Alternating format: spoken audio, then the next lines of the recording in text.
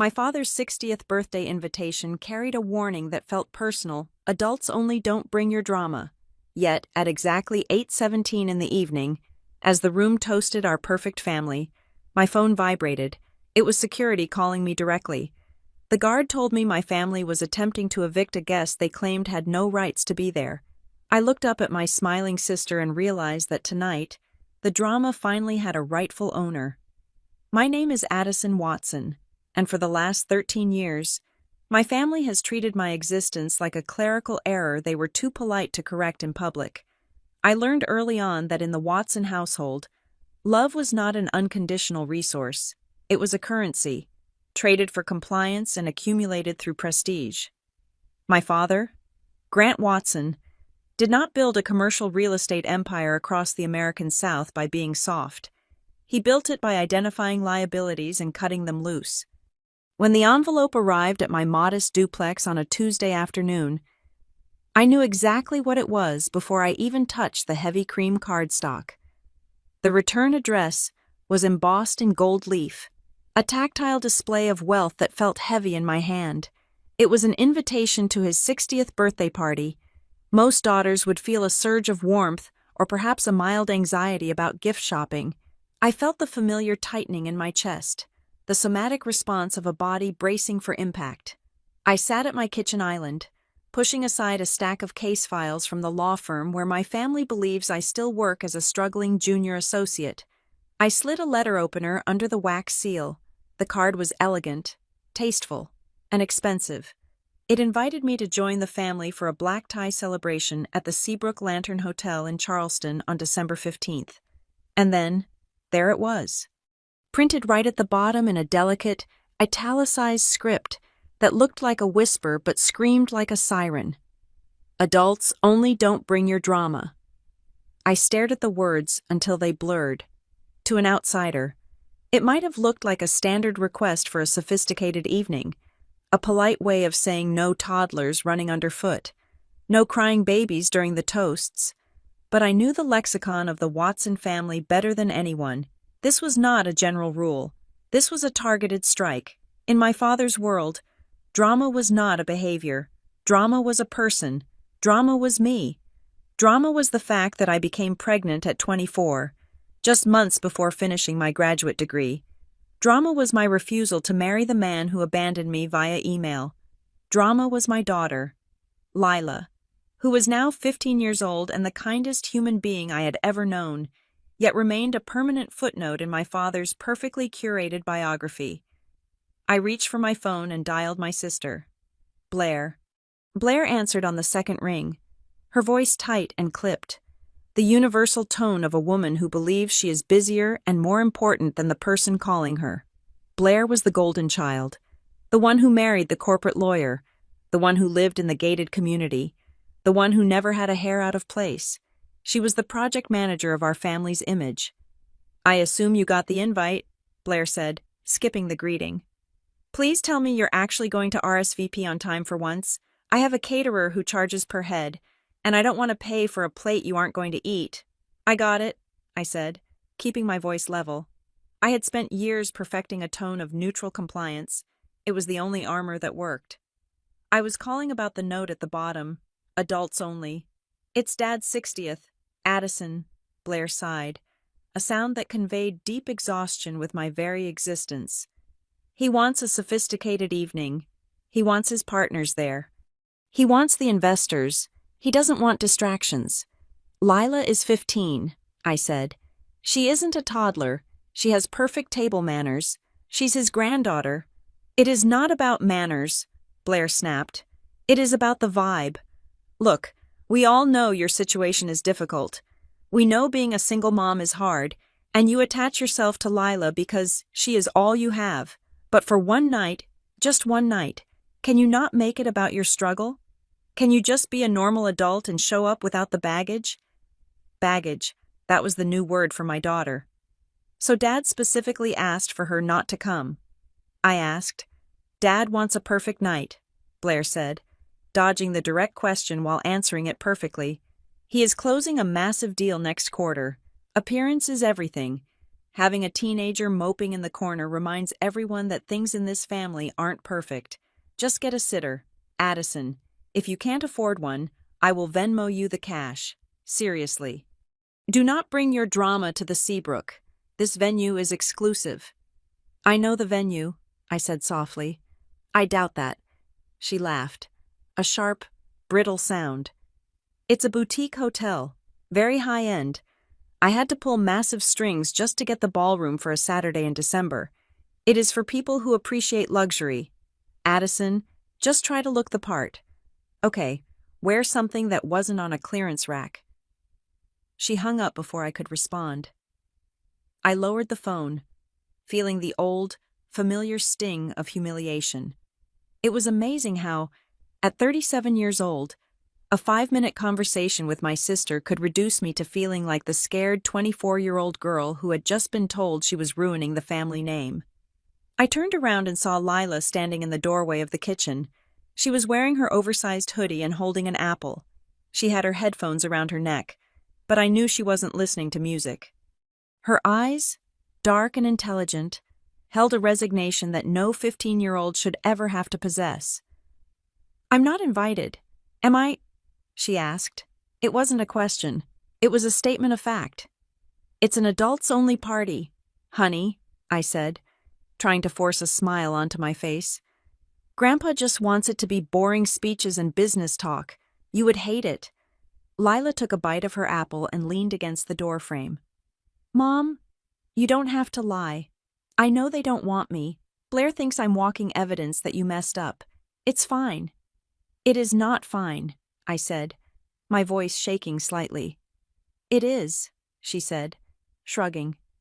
I don't care about them. I really don't. They treat you like you're their employee, not their family. I don't want to go watch them be mean to you in a fancy dress. She walked over and hugged me. She was taller than me now. When did that happen? She smelled like vanilla shampoo and resilience. Go to the party, eat their expensive food. Then come home, and we can watch bad movies. Just don't let them make you feel small. Mom, you're better than them. She pulled away and went back to her room, closing the door softly. I stood there in the silence of my kitchen, staring at the invitation on the counter. Adults only don't bring your drama. For 13 years, I had played by their rules. I had accepted their scraps of affection. I had allowed them to frame my life as a cautionary tale. I had let them believe that I was barely scraping by, living paycheck to paycheck, dependent on their sporadic generosity and constant judgment. I had let them believe that because it made them feel superior, and when they felt superior, they left me alone. But looking at that closed door where my daughter, my brilliant, kind, innocent daughter was forcing herself to be okay with rejection, something inside me fractured, and then it reassembled into something cold and hard. They wanted adults only fine. I would be the most adult person in the room. They didn't want drama. Too bad. I was going to bring a storm, but it wouldn't be the kind of drama they expected. It wouldn't be tears or pleas for money or emotional outbursts. It would be the kind of drama that comes with legal standing and equity. I looked at the venue name again. Seabrook Lantern Hotel. Blair thought she had pulled strings to get it. She thought she was impressed by the luxury, the exclusivity, the boutique nature of the property. She had no idea. My family thought I was a paralegal handling traffic tickets. They didn't know about the nights I spent studying for the bar exam while Lila slept in a playpen under my desk. They didn't know about the transition to injury law, or my knack for finding the devil in the details of insurance policies. They certainly didn't know about the investments. I lived in a duplex and drove a 5-year-old Honda because I chose to, not because I had to. I poured every extra dollar into a diversified portfolio that my father would have envied, had he ever bothered to ask me about my finances instead of lecturing me on them. 2 years ago, I saw an opportunity. The Seabrook Lantern was a historic property, beautiful but mismanaged, bleeding cash and drowning in operational inefficiencies. I didn't buy it alone. I wasn't that wealthy, but I formed a syndicate. I brought in 2 silent partners who trusted my vision. We bought the debt, restructured the management, and renovated the entire property. I wasn't just a guest. I wasn't just the black sheep daughter. I was the managing partner. I owned the building. I signed the paychecks. The general manager reported to me, the head of security, a man named Marcus Hale who took his job very seriously, reported to me. Blair had booked her party at my hotel. She had signed a contract that I had drafted. She was paying a deposit that went into a bank account I controlled. A slow, cold smile spread across my face. It was the first time I had smiled regarding my family in years. I picked up the invitation. The cardstock felt different now. It didn't feel like a summons. It felt like a warrant. They wanted to play a game of status. They wanted to flex their power and exclude the one person who mattered most to me. They wanted to display their perfect life at the Seabrook Lantern Hotel. They were walking right into the lion's den. And they were bringing the meat. I would go. I would wear the gown. I would sip the champagne. And I would bring Lila. Not to the party. I wouldn't subject her to their sneers, but to the hotel. She would stay in the owner's suite, the penthouse that Blair didn't even know existed because it wasn't listed on the booking sites. Lila would order room service and watch movies on a screen the size of a wall, knowing that her mother owned the roof over her head. And if they tried to stop me, if they tried to shame me, if they tried to treat me like the poor, unfortunate Addison Watson, who needed to be managed, I folded the invitation in half, creating a sharp, decisive crease. It looked like a judge's gavel coming down. December 15th would not be a birthday party. It would be an arraignment, and I couldn't wait to see the look on my sister's face when she realized that in my house, I made the rules, to understand why I bought the hotel. You have to understand the specific texture of the silence that descended upon my life 13 years ago. It was not a violent silence. There was no shouting, no breaking of china, no dramatic disowning in the rain. In the Watson family, we do not raise our voices. We simply lower the temperature until the unwanted element freezes to death. I was 24 years old. I was 3 months away from finishing a master's degree in public policy that I had pursued solely because my father thought it sounded respectable on a bio, and I was pregnant. The father of the baby was a man I had been seeing for a year, a man my parents tolerated because he came from a family that owned a chain of car dealerships. He was safe. He was appropriate. Until I told him the news. He didn't scream either. He simply vanished. He sent me an email at 3 a.m. that read like a liability waiver. He explained that he was not ready for this trajectory, that he wished me the best, and that he would be moving to Chicago for a job opportunity he had suddenly remembered he had. I sat in my dorm room, staring at the screen, realizing that I was entirely alone. But the terror I felt wasn't about the baby, it was about Grant Watson. When I drove home to tell my parents, I thought I was bringing them a crisis that we would solve together. I was naive. I walked into the library where my father was reading a report on commercial zoning in Savannah. My mother was arranging hydrangeas in a crystal vase. I told them, I remember the sound of the clock ticking on the mantelpiece. It was a heavy, rhythmic thud that seemed to count down the seconds of my former life. My father took off his reading glasses and folded them slowly. He placed them on the side table. He didn't look at my stomach. He looked at my forehead, as if scanning for a defect. "You have made a mess," he said. His voice was calm, conversational, devoid of any paternal warmth. "And it is a mess that reflects poorly on this house. I am going to keep it," I said. It was the first time I had ever defied him. "Then you will handle it," he replied.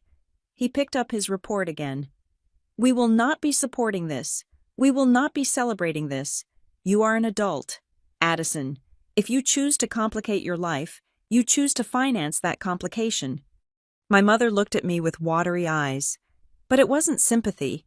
It was the look one gives to a piece of expensive fabric that has been stained with red wine, a mixture of pity and annoyance that the item is no longer pristine. "You had so much potential," she whispered. That word, potential. It hung in the air like a guillotine, in my mother's mouth. Potential wasn't a promise of the future. It was a weapon to beat down the present. Blair was the one who codified the exile. She came over the next day, not to ask how I was feeling, but to clarify the public relations strategy. She sat on the edge of my bed, checking her manicure. "Don't expect anyone to rescue you," she said. "Dad is furious. He won't say it, but he feels like you tricked him, like you pretended to be the smart one, and then you went and did the most cliché, trashy thing possible." "It's a baby, Blair," I said. "Not a crime. In this town, ideally, it's the same thing if you aren't married," she said. "Just do us a favor. Don't come around asking for money, and don't bring it up at the club. It's embarrassing enough as it is." She stood up and smoothed her skirt. "You made your bed, Addie. Now you have to lie in it, alone," and that was it. I was not kicked out. I was simply reclassified. I went from being Grant Watson's daughter to Grant Watson's unfortunate situation. I moved out the following week. I found a small apartment above a bakery in a neighborhood my mother would never drive through. It smelled permanently of yeast and exhaust fumes. I dropped out of the master's program because I needed to work immediately. I got a job as a receptionist at a small legal office, answering phones and filing papers for $14 an hour. The first few years were a blur of exhaustion that settled deep in my bones. I learned the specific math of poverty. I learned that you buy the big bag of rice because it is cheaper per ounce, even if it means you can't afford meat that week. I learned that sleep is a luxury item. I learned to change a diaper on the passenger seat of a car in under 30 seconds. But the hardest part wasn't the money. It was the way my family watched me. They didn't cut me off completely. That would have looked bad.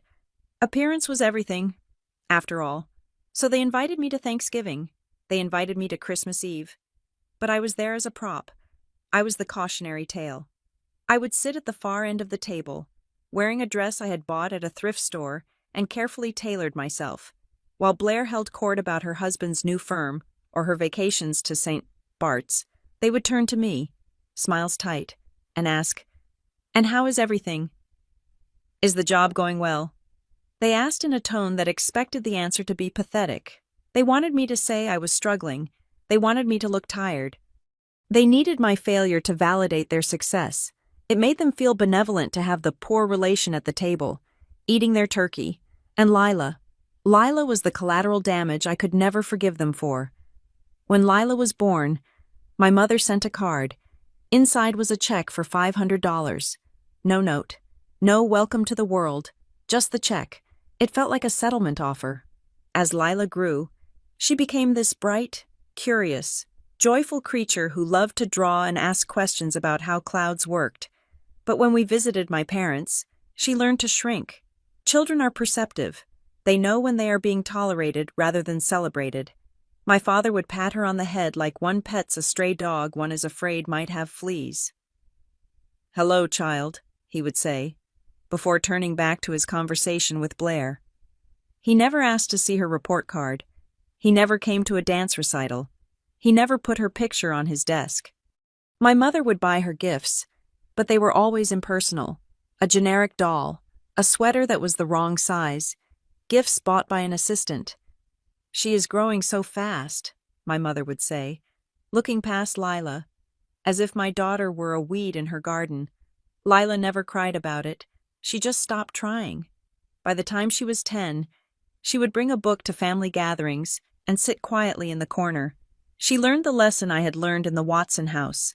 Visibility is a privilege we had lost. One afternoon, when Lila was 7, we were at a summer barbecue at my parents' estate. Blair was there with her friends, drinking spritzers on the patio. I was inside, helping the catering staff clear some plates because I felt uncomfortable just sitting there.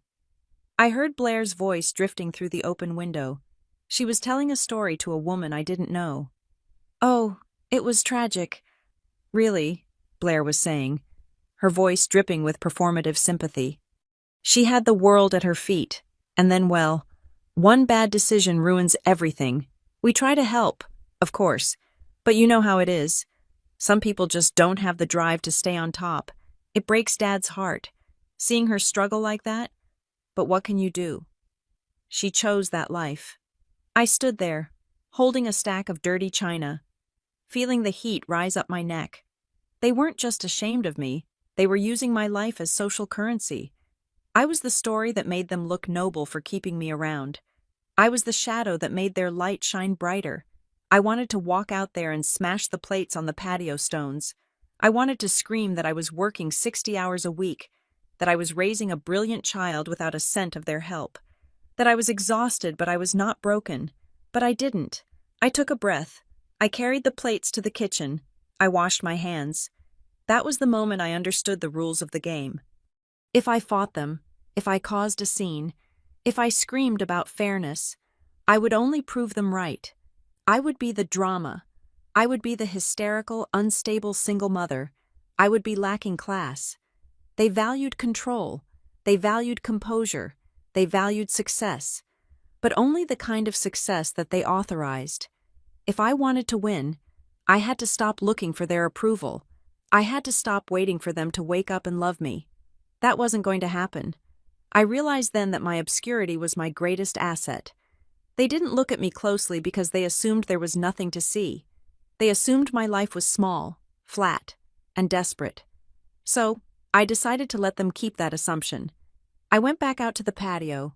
I smiled a small, tired smile. I sat down and drank my iced tea. When they asked how I was, I gave them exactly what they wanted.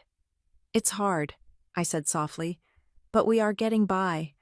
I saw the satisfaction settle in their eyes. They relaxed. The world was in its proper order. Addison was struggling. Blair was thriving. Grant was the patriarch holding it all together. I let them have their victory. I let them stamp failure on my forehead. I let them treat me like a charity case. Because while they were busy pitying me, they weren't watching me. They didn't see me studying at night. They didn't see me reading the fine print on contracts. They didn't see the fire that was starting to burn in the pit of my stomach. Not a fire of rage, but a cold, blue flame of ambition. I hugged Lila tight that night in our small apartment. "We are going to be okay," I told her. "I know," she said. "We don't need them." "No," I whispered. "We don't. But one day, they are going to wish they needed us." That was the vow I made. I would build my own empire, brick by silent brick. I would do it in the shadows where they couldn't see me. And I would stay there, quiet and underestimated, until the moment was absolutely perfect to step into the light. 13 years of polite nods. 13 years of being interrupted at the dinner table. 13 years of watching my sister roll her eyes when I walked into a room. I absorbed it all. I stored it away. I let it fuel the long nights and the early mornings. They thought they had broken me. They thought they had disciplined me into submission. But all they had really done was teach me how to move without making a sound.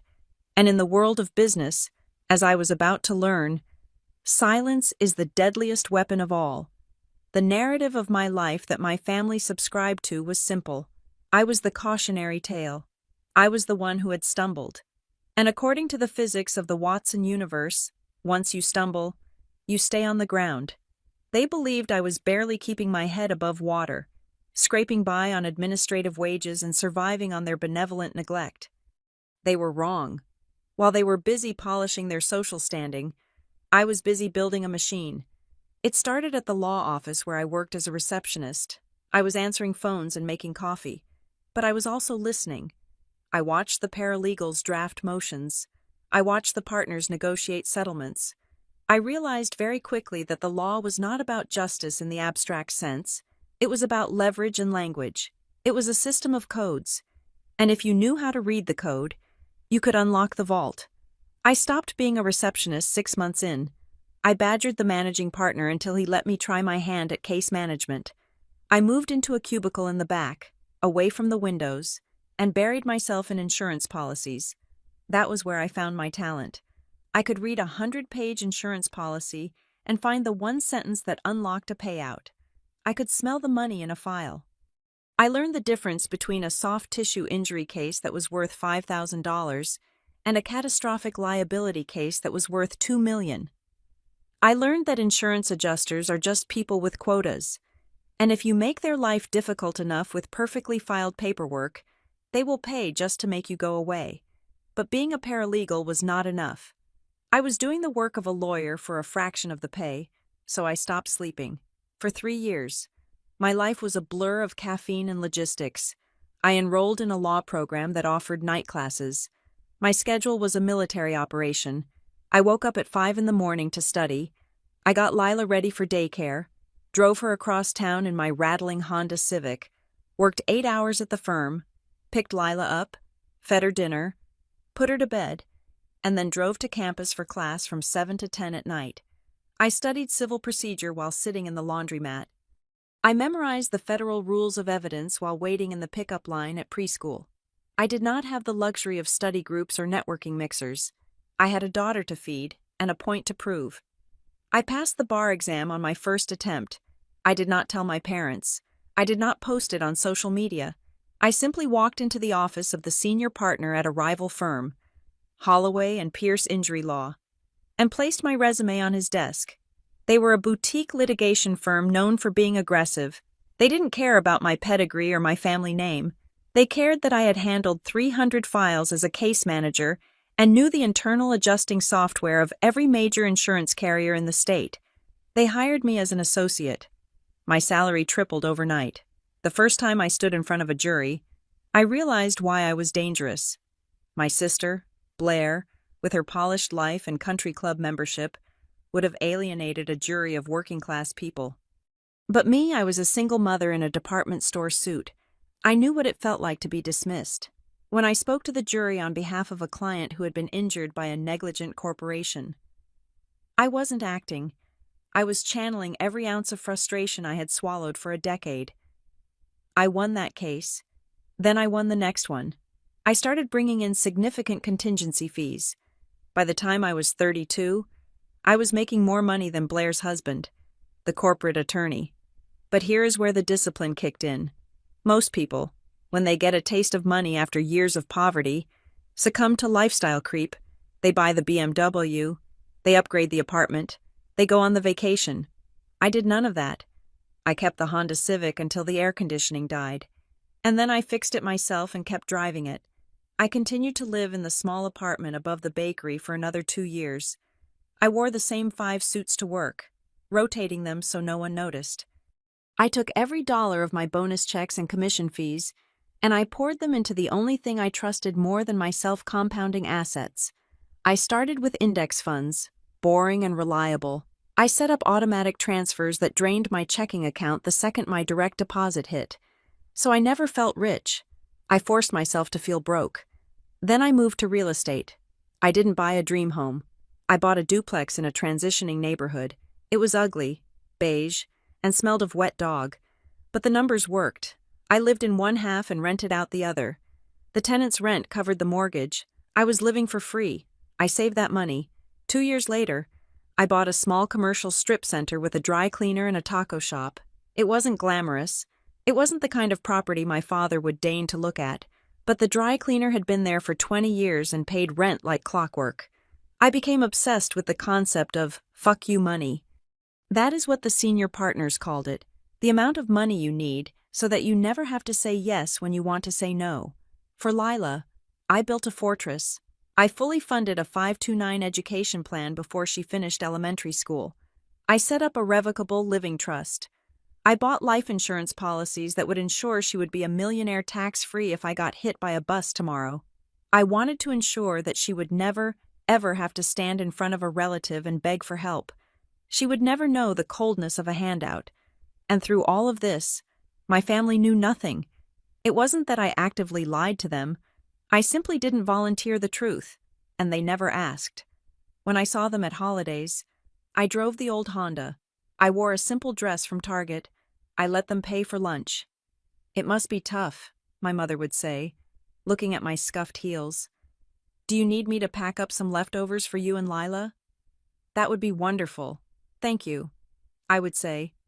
I learned that people like my father and Blair are most comfortable when they are looking down.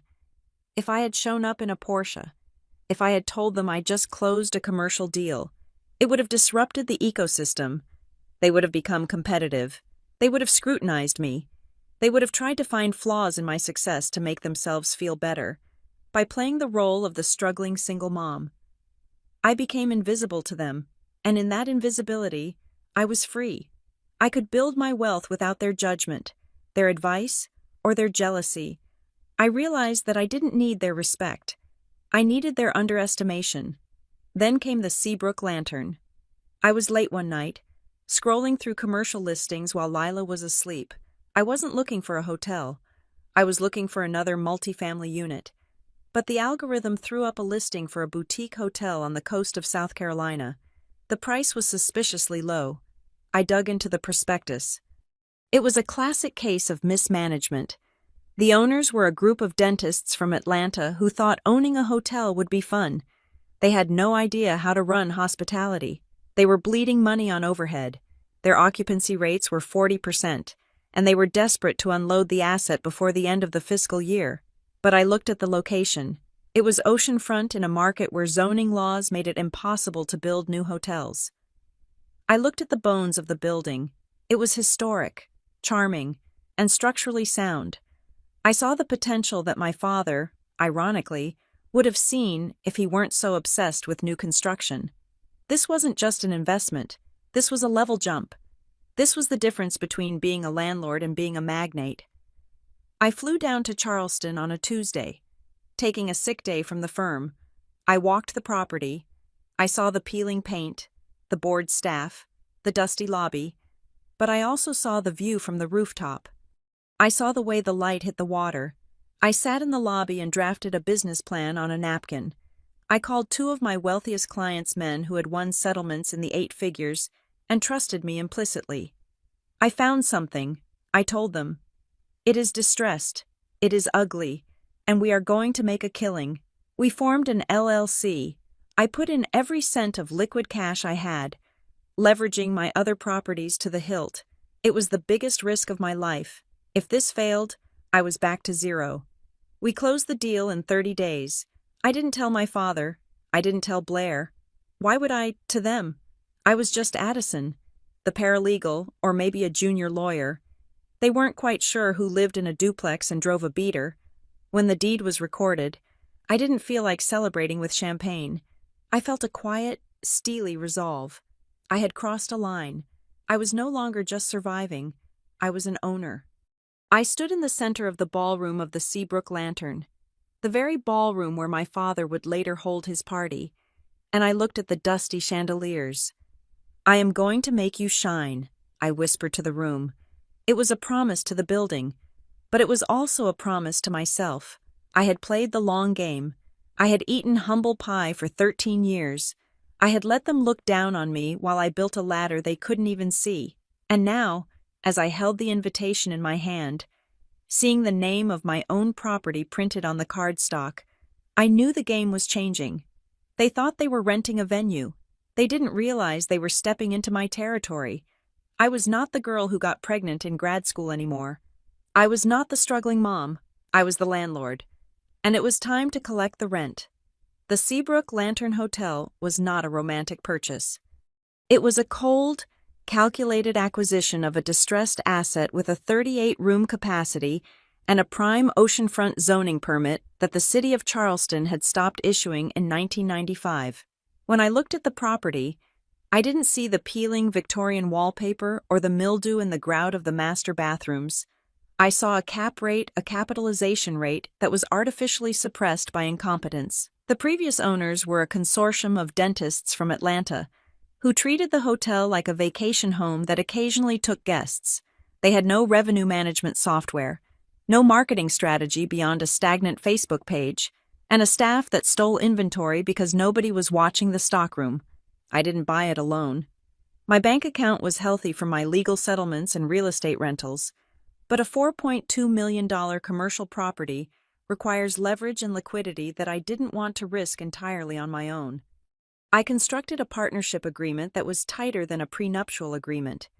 I brought in Julian, a man in his late 50s who had spent 3 decades managing luxury properties for the Ritz-Carlton Group before being pushed out for being too old school. Julian knew how to fold a napkin so it looked like art, and he knew how to train a concierge to remember a guest's dog's name. Then there was Elias, a local developer who had the cash but no interest in operations. He just wanted a place to park his capital where it would beat the stock market. But the operating agreement was clear. I was the managing partner. I held the tie-breaking vote. I held the pen on the bank accounts. Julian ran the floor. Elias signed the checks. But I steered the ship. It was the first time in my life that my name was at the top of the org chart, and I made sure that legally, nobody could remove me. The renovation was surgical. We didn't just paint over the problems. We gutted the plumbing because low water pressure kills guest satisfaction faster than bad food.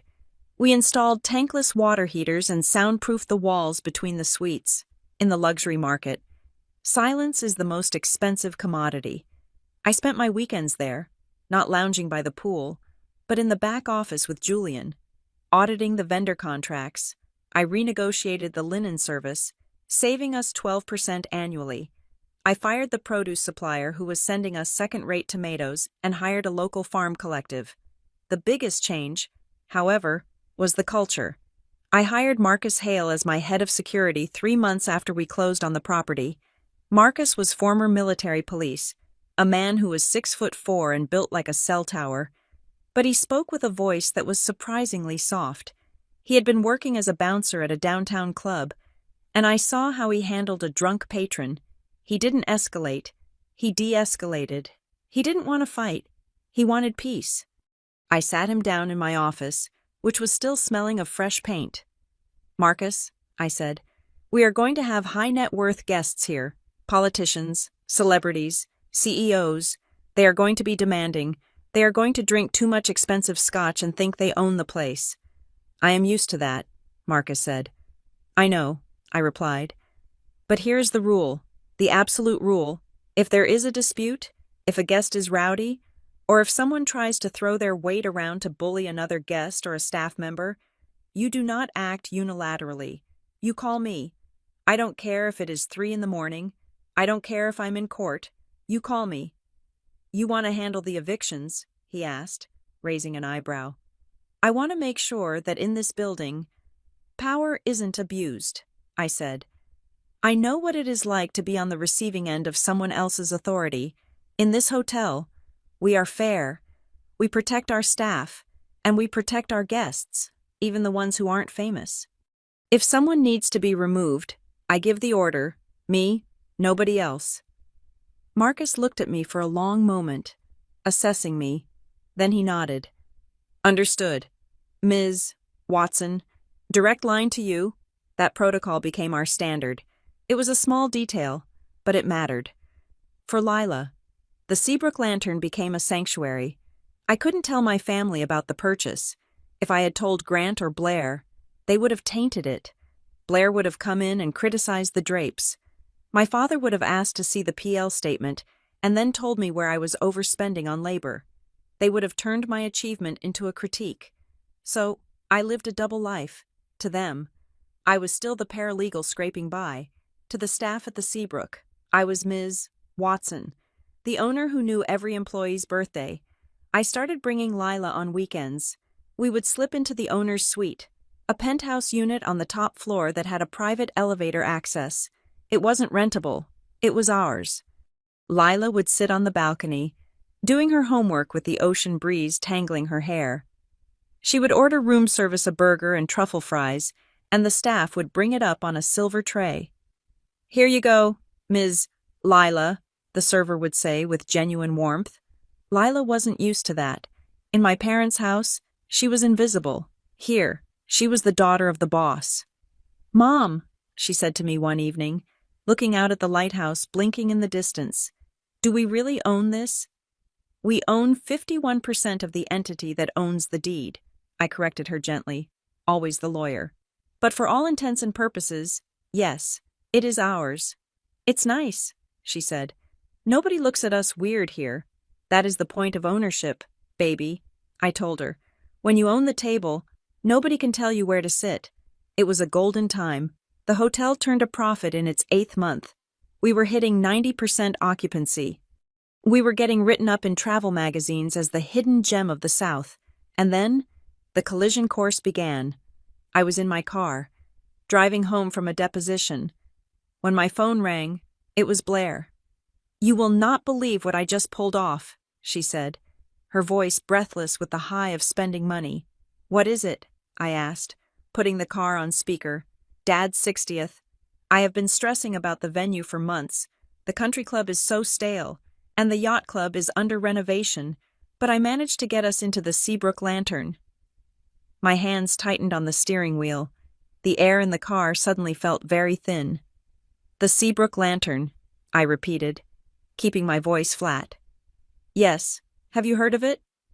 Probably not. It is very boutique, very exclusive, Blair bragged. It is the it place right now. They were fully booked. Of course, I had to pull so many strings. I had to drop Dad's name like 5 times to get the sales director to even call me back. I smiled to myself. She hadn't dropped Dad's name effectively. The sales director, a sharp woman named Evelyn, had called me immediately after the inquiry. Blair Watson is on the line wanting a buyout of the ballroom for December 15th. Evelyn had told me 2 days ago. She is being aggressive on the discount requests. Book it, I had told Evelyn. Full price, no discounts, charge her for the premium linen upgrade and the top-tier bar package. Make her sign the strict cancellation policy. You know her, Evelyn had asked. Something like that, I had replied. Now, listening to Blair on the phone, the irony was so thick I could taste it. She was bragging about securing a venue that I owned. She was proud of paying a premium to a company that funneled profits directly into my trust fund. It is going to be stunning, Blair continued. Black tie, adults only. I'm going to hire a jazz quartet. It needs to be perfect. Dad deserves the best. It sounds expensive, I said, playing my part. Well, quality costs money. Addison, she lectured me. I know that is a foreign concept to you, but for an event like this, you don't cut corners. I just hope you can find something decent to wear. Please don't wear that gray suit you wore to Christmas. It looked like you bought it at a pharmacy. I will find something, I said. Good. Oh, and I am sending out the invites tomorrow. Just try not to make a scene when you get yours. Okay, it is going to be a very specific guest list. I understand, I said. Great. I have to go. The florist is calling me back. I have to make sure they can source white orchids. Dad hates lilies. She hung up. I drove in silence for a mile, my heart hammering against my ribs like a trapped bird. Not out of fear, out of anticipation. Blair had just invited the entire Watson hierarchy to step onto my chessboard. She thought she was the hostess. She thought she was the queen of the evening. She had no idea that she was renting the castle from the peasant she had spent a decade mocking. I turned into the driveway of my duplex. I looked at the modest siding and the overgrown bush by the porch. It was a good disguise. It had served me well, but the Seabrook Lantern was waiting. I pulled out my phone and texted Evelyn, my general manager. Did the contract for the Watson event get signed? The reply came back 10 seconds later. Signed and deposit paid. Wire transfer cleared this morning. $50,000 non-refundable. I texted back. Excellent. Alert Marcus. I want full security detail that night, and block out the owner's suite for personal use. Will do. Ms. Watson. Anything else? I typed the last message slowly. Just make sure the champagne is cold. It is going to be a long night. I walked into my house, where Lila was watching TV on the couch. Hey, Mom, she said. You look weird. Weird how? I asked, dropping my keys on the counter. Like you know a secret, she said. I kissed the top of her head. I know a few secrets, kid, and pretty soon, everybody else is going to know them too. The trap was set. My sister had walked right into it, dragging my father and his ego along with her. They were coming to my hotel to celebrate their exclusive, drama-free life. They were paying me to host them, and on December 15th, when they tried to push me down, they were going to find out that the floor they were standing on was mine. I filled out the RSVP card with a black ink pen, the tip pressing hard enough to leave an indentation on the other side, beside the prompt that asked for the number of guests attending. I wrote the number 1. I did not add a note. I did not ask for a special meal. I simply checked the box that confirmed my attendance and slipped the card into the mail. It was a malicious act of compliance.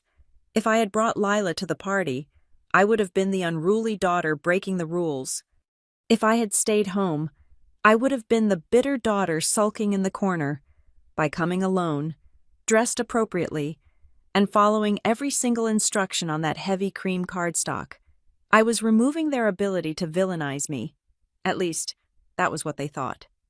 We arrived at the Seabrook Lantern at 4:30 in the afternoon, hours before the first bottle of champagne was scheduled to be popped. I drove my Honda into the rear service entrance. The valet staff knew my car, and they knew better than to park it out front where my sister might see it and sneer. I took Lila up the private freight elevator that bypassed the lobby entirely. We stepped directly into the owner's suite on the top floor. The suite was 2,000 square feet of oceanfront solitude. It had floor-to-ceiling windows that captured the gray December Atlantic, a kitchen stocked with organic snacks, and a media room with a projector screen.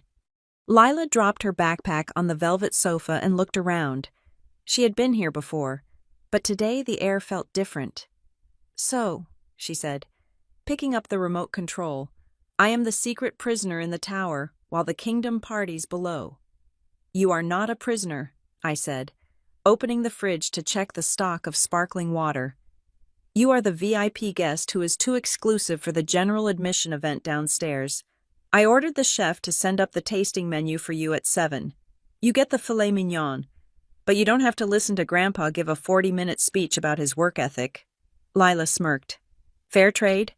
She walked over to the window and looked down at the event lawn where the staff was setting up heat lamps for the cocktail hour. "Mom," she asked, her voice dropping a register, "are you going to tell them tonight?" I paused, my hand resting on the marble countertop. It was the question that had been keeping me awake for 3 nights. It would be so easy.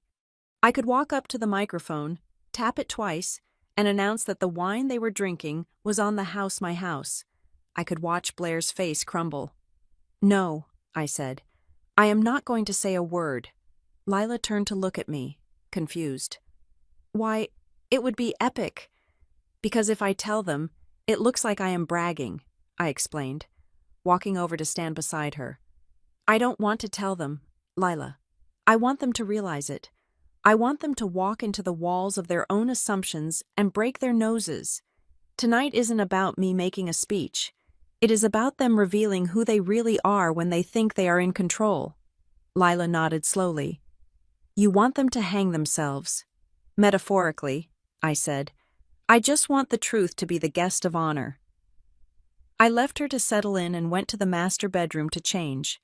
For 13 years, I had dressed to disappear. I wore grays, beiges, and soft fabrics that didn't hold a shape.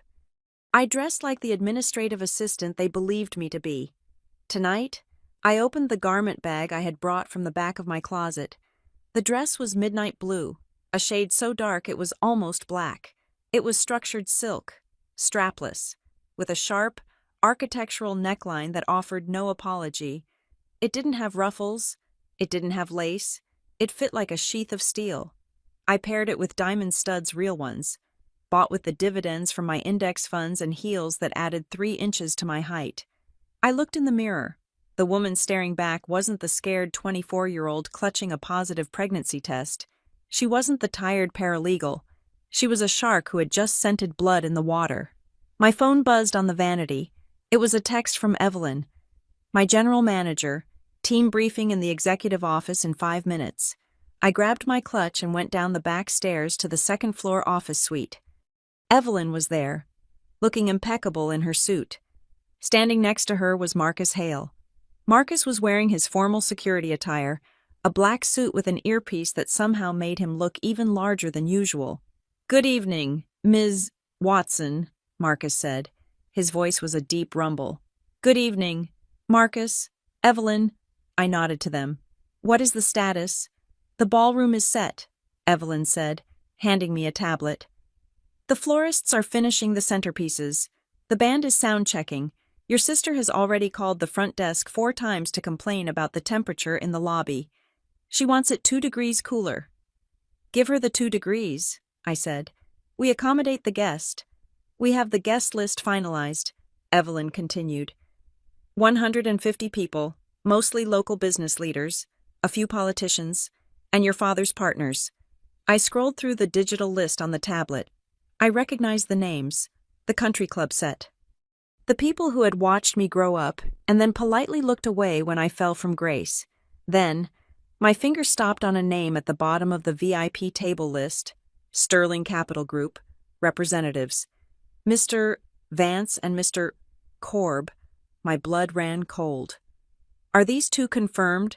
I asked, tapping the screen. "Yes," Evelyn said. "Your father insisted they be seated at the head table. Apparently, they are the investors for his new commercial complex in Savannah. He is planning to announce the partnership tonight during the toast." I let out a short, sharp breath. Sterling Capital Group, 6 months ago, at Holloway and Pierce. I had worked on a discovery file for a class action lawsuit involving a subsidiary of Sterling Capital. They were a predatory lending firm masquerading as a high-end equity fund. They targeted legacy developers who were cash-poor and asset-rich men exactly like my father. The contracts they wrote were filled with toxic debt triggers. They didn't want to partner with you. They wanted to foreclose on you. If my father signed with them, if he publicly tied his reputation to theirs, he wasn't just risking his money. He was risking the entire Watson legacy. He would be bankrupt within 3 years. I stood there, staring at the names. The irony was suffocating. My father, the man who had spent a decade treating me like a financial liability, was about to sign his death warrant because he was too arrogant to do due diligence, and I, the failure daughter, was the only person in the room who knew how to read the fine print. "Ms. Watson," Evelyn asked gently, "is everything okay?" "It is fine," I lied. "Just keep an eye on those two. I don't want them getting special treatment beyond what is in the contract." I turned to Marcus. "Marcus, this is the most important part of tonight," I said, locking eyes with him. "My family is dramatic. They believe this hotel is their playground for the night. My sister, specifically, has a habit of trying to command staff she doesn't pay." Marcus nodded. "I have briefed the team. We take orders from the management chain, not the client." "There is a possibility," I said, choosing my words carefully, "that my sister or my father will try to have someone removed. They might claim someone is crashing the party. They might claim someone is bothering the guests." "How do you want us to handle that?" Marcus asked. "If they ask to remove a guest who is causing a physical disturbance, you do your job," I said. "But if they try to remove someone simply because they don't like them, or if they try to access the upper floors you call me, immediately." And Marcus? "Yes, ma'am." "Log everything," I said. "Every request, every complaint, every time they raise their voice at a server, I want a time-stamped record of their behavior. If we have to intervene, I want to be able to prove that we were the reasonable ones." "Understood," Marcus said. "We will have the logs ready." I handed the tablet back to Evelyn. "I am going back upstairs to check on Lila. Then I will come down to the party as a guest. From that point on, treat me like a regular attendee, unless I give you the signal." "Good luck, Addison," Evelyn said softly. She was one of the few people who knew the full story. I went back up to the owner's suite. Lila was eating a slider and watching a movie. She looked up when I walked in, and her eyes widened. "Whoa," she said. "You look like a villain, in a good way." "Thank you," I said. I checked my reflection one last time. The dress was armor. My phone buzzed again. This time, it was Blair. "Just saw you parked in the back. Glad you found the service entrance. Fits the budget, LOL. Listen, seriously, when you come down, stay at the back tables. Dad is stressed about the Sterling deal, and he needs everything to look perfect. Don't go crying to Mom about money tonight. Don't cause a scene. Just smile and eat your free dinner." I read the text out loud to Lila. Lila frowned. "She is so mean. Why do you even go?" I sat down on the edge of the sofa next to her. "I used to wonder that," I said. "I used to think that if I just stayed away, it would be easier, but staying away is hiding, and hiding makes them think they are right." I took Lila's hand. "They treat you like you don't belong, Lila, and they treat me like I am broken. Do you know why?" "Because we aren't rich like them?" Lila guessed. "No," I said. Because we are the mirror. When they look at us, really look at us, they see the things they are scared of. They see that you can be happy without a country club membership. They see that I survived without their help. That terrifies them. If we can be okay without their permission, then their power doesn't mean anything. Lila squeezed my hand. So you are going down there to scare them. I am going down there to show them that the things they are afraid of have already arrived, I said, and to make sure they don't drag us down with their ship. I stood up. I checked the time. 7:55. The guests were seated. The speeches were about to start. I will be back before the movie ends, I promised. If you need anything, call room service. It is on the house. Go get 'em, boss, Lila said, grinning. I walked out of the suite and down the hall to the elevator. I pressed the button for the lobby level. My heart was beating a steady, heavy rhythm against my ribs. I thought about the Sterling Capital deal. I thought about my father standing on that stage, about to shake hands with vultures who would pick his bones clean. Part of me wanted to let him do it. It would be poetic justice. He would lose the estate, the club memberships, the prestige, everything he valued more than his own daughter. He would finally understand what it felt like to have nothing. But looking at the brass doors of the elevator, I realized that wasn't what I wanted. I didn't want him destroyed. I wanted him humbled. And I didn't want my inheritance, Lila's inheritance, to be eaten by a fraudulent equity firm. The elevator chimed. The doors slid open. The noise of the party washed over me, the clinking of crystal, the murmur of polite conversation, the sound of a jazz bass line, the scent of expensive perfume and roasted prime rib filled the air. I stepped out onto the marble floor of the pre-function area. I wasn't the paralegal tonight. I wasn't the single mom looking for a handout. I was the owner inspecting her property, and it was time to see if my tenants were behaving themselves.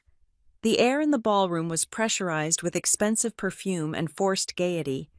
I walked in, and the first thing I noticed was the sound. It is a specific acoustic frequency that only exists in rooms where people are desperately trying to impress one another, a mixture of high-pitched laughter, the clinking of baccarat crystal, and the low hum of judgment. I paused at the top of the short staircase that led down to the dance floor. The room looked spectacular. I had to admit, my team had done an incredible job. The amber lighting washed over the crowd, smoothing out wrinkles and making the diamonds sparkle just a little brighter.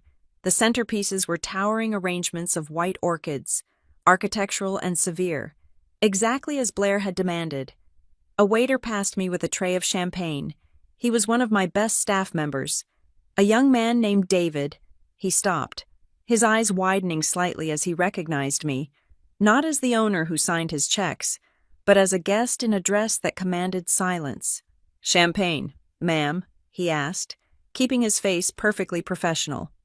"Thank you, David," I said, taking a flute. "Keep the vintage reserve flowing at table 4. The gentleman there tips well when he is happy."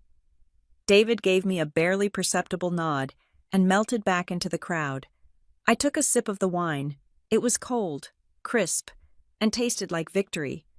I began to make my way through the room. It did not take long for the ripple effect to start. I saw heads turn.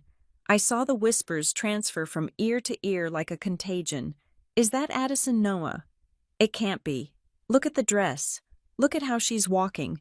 I didn't walk like a woman who was apologizing for taking up space. I walked like a woman who had just inspected the foundation and knew it was solid. Blair found me near the raw bar. She was wearing a silver gown that was undoubtedly expensive, but looked slightly too tight across the ribs, as if she were holding her breath. She was holding court with 3 of her friends from the junior league, women who all had the same highlighted hair and the same frozen smiles. When Blair saw me, she actually stopped mid-sentence. Her eyes scanned me from the hem of my midnight blue silk up to the diamonds in my ears. It was a scan for defects. She was looking for a loose thread, a scuff on the shoe, a hair out of place, anything that would confirm I was still the mess she needed me to be. She didn't find one. "Addison," she said, her voice tight. "You made it." "I RSVP'd," I said calmly. "Happy birthday to Dad." Blair stepped closer. invading my personal space under the guise of a sisterly greeting. Her voice dropped to a hiss. "Where did you get that dress? Did you rent it?" "It is mine, Blair," I said. "And the earrings?" she asked, her eyes narrowing. "Are those costume? They look a little flashy for a family dinner." "They are real," I said, taking another sip of champagne. "And this isn't a family dinner, it is a coronation. You did say we needed to look the part." Blair bristled. She hated that she couldn't immediately identify the designer. She hated that I wasn't cowering. "Well," she said, recovering her composure with a jagged smile, "just try to stay out of the official photos. The photographer is focusing on the core family and the partners. We don't want to confuse the branding." "Understood," I said. "I will be invisible." Before she could say anything else, my mother appeared. Diane Watson was wearing beige, blending into the background as she always did, a ghost in her own life. She looked at me with that familiar mixture of disappointment and fatigue. "Addison," she sighed, "you are here." "Hello, Mother," I said. She looked around me, checking the space behind my back as if expecting an unruly teenager to pop out. "Where is the child you didn't bring her? Did you—" Blair was very specific. "Lila," I said, correcting her. "Her name is Lila, and no, she is not in the ballroom." "Oh, good," my mother said, relaxing her shoulders. "Who is watching her? I hope you didn't leave her with one of those neighborhood girls. You know how irresponsible they are." "She is taken care of," I said. "Logistics are handled." "Well, that is a relief," she said, not asking how Lila was, or what she was doing, or if she was happy. Lila was a logistical hurdle that had been cleared. "Your father is over by the stage. He is speaking with Mr. Vance. Try not to interrupt them. But if you do say hello, keep it brief. They are discussing business." I walked towards the stage. My father looked handsome in his tuxedo, holding a scotch, laughing at something a short, balding man had just said. The man was Vance, one of the partners from Sterling Capital. Standing next to him was Corb, younger, slicker, wearing a watch that cost more than my first apartment. My father saw me approaching. His smile didn't fade, but it changed. It went from the warm, expansive smile he used for peers to the tight, tolerant smile he reserved for subordinates. "Ah, and here is my youngest," he announced, gesturing to me with his glass. "Addison." Vance turned to me, his eyes glassy with drink. "The famous Addison. Your father tells us you are in the legal field." "I am," I said, extending my hand. "It is a pleasure." "Addison does administrative work," my father interjected quickly, cutting off any assumption that I might be important. "She works for a firm downtown, filing, research, that sort of thing, keeps the lawyers organized, right?" He patted my shoulder, a heavy, patronizing tap that was meant to keep me down. "Something like that," I said, smiling at Vance. "I handle liabilities and risk assessment." Vance laughed. "Well, every office needs a good organizer, keeps the wheels turning." "Exactly," my father said, turning his back on me to face Vance again. "Now, about the zoning in Savannah." I was dismissed. I was a punctuation mark in their sentence, nothing more. I drifted away from them and found myself encircled by Blair's friends. I knew them from high school. They were the girls who had never had to work a day in their lives, who had moved seamlessly from their father's houses to their husbands' houses. "Addison," one of them squealed. I think her name was Courtney. "Oh my God, you look amazing. Seriously, being a single mom actually agrees with you. You are so skinny." "Thank you, Courtney," I said. "I don't know how you do it," another one said, tilting her head with exaggerated sympathy. "Blair tells us how hard you work. Raising a teenager all by yourself, I would literally die. I have a nanny for my two, and I still feel like I am drowning." "You do what you have to do," I said. "It is so brave," Courtney said, touching my arm. "Really, to just keep going like that. We were all saying just the other day, Addison is so strong to handle all that drama alone." They didn't mean strong. They meant pitiable. They were using my struggle as a way to feel better about their own comfortable, boring lives. I was their tragedy porn. I am very lucky, I said, my voice cool. Lila is a wonderful daughter, and my life is quite full. Oh, I am sure, Courtney said, her eyes glazing over. She didn't want to hear that I was happy. That wasn't the script. Well, we should get back to our table. The speeches are starting. They fluttered away like moths in chiffon. I found a spot near a pillar, just outside the direct glare of the spotlight. The jazz band tapered off, and Blair walked onto the stage. She tapped the microphone. The feedback whined for a split second before clearing. "Good evening, everyone," she beamed. She looked radiant, the perfect hostess. "Thank you all for coming to celebrate our father, Grant Watson. 60 years of excellence." Applause rippled through the room. My father raised his glass, looking humble in that practiced way of politicians and narcissists. "Now," Blair continued, waiting for the room to quiet down, "I know some of you were surprised by the note on the invitation." She paused for effect. A few people chuckled. "Adults only," she quoted, making air quotes with her fingers. "Don't bring your drama." The room erupted in laughter. It was a warm, knowing laugh. They all thought it was a general joke about leaving the kids at home, but Blair's eyes flickered to where I was standing in the shadows. It was a microaggression amplified by a sound system. "Because tonight," she said, smiling brightly, "is about perfection. It is about celebrating a man who has built a legacy of stability, honor, and family values. We wanted a night where we could all just relax and enjoy the fruit of his labor, without any complications." I stood perfectly still. I felt the heat of the insult, but I didn't let it show on my face. I simply lifted my champagne glass in a silent toast to her. "Enjoy it. Blair," I thought, "enjoy the microphone while you have it." She went on to tell a story about Dad taking her sailing. A story that excluded me entirely. I tuned her out and scanned the room. That was when I noticed the movement near the service bar. Blair's husband, Richard, was standing there. He was a corporate attorney who usually looked smug, but tonight he looked sweaty. He was arguing with the banquet manager. I moved closer, pretending to admire an ice sculpture. "I am telling you, run it again," Richard was hissing. "Sir, I have run it 3 times, the manager whispered back. "The card is declining. The bank has put a hold on it." "That is impossible," Richard snapped. "It is a platinum account. Call the bank.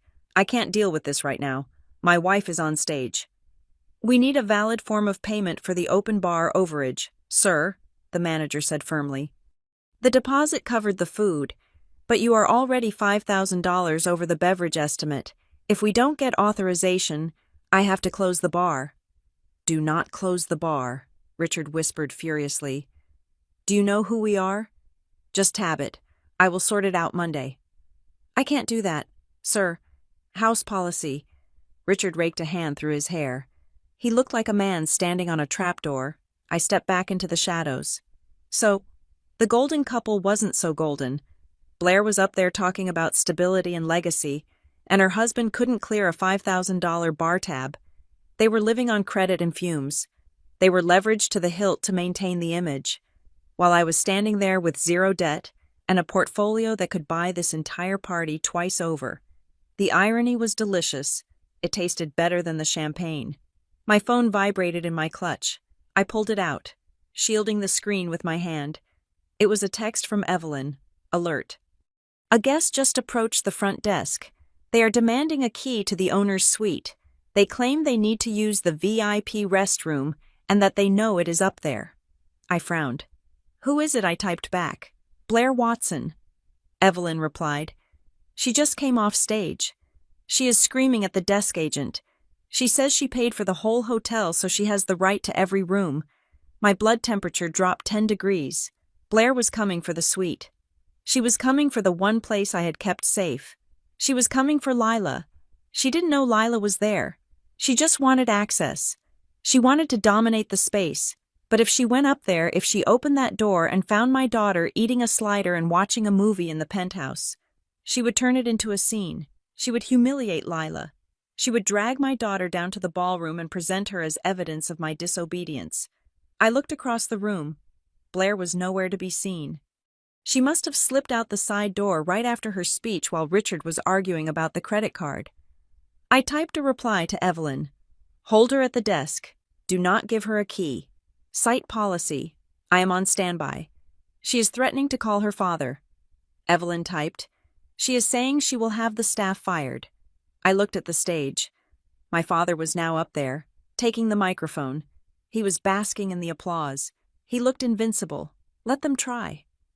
I slid my phone onto the table. Face down. I picked up my glass.